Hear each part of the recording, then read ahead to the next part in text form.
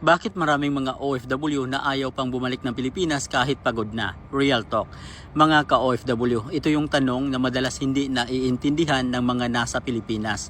Pagod ka na pala? Bakit ayaw mo pang umuwi? Simple lang ang sagot. Hindi dahil masaya kami dito. Hindi dahil maganda ang buhay dito.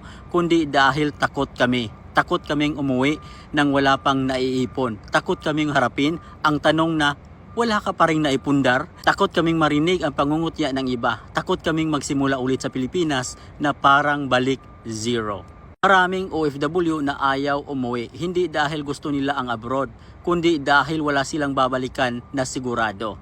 Dito, kahit pagod, kahit homesick, kahit mahirap, may sahod na dumarating, may trabaho, may routine, may konting peace of mind na kahit papano may darating na pera. Pero pag umuwi ka sa Pinas, utang na agad, gastos agad, pressure agad. At ang mas masakit, minsan mas marami pang umaasa kaysa sa nakakaintindi. Ayaw umuwi ang OFW kasi alam nila pagdating sa Pilipinas, ikaw ang bayani. Oo, pero pag wala kang pera, parang biglang nawala yung respeto ng iba.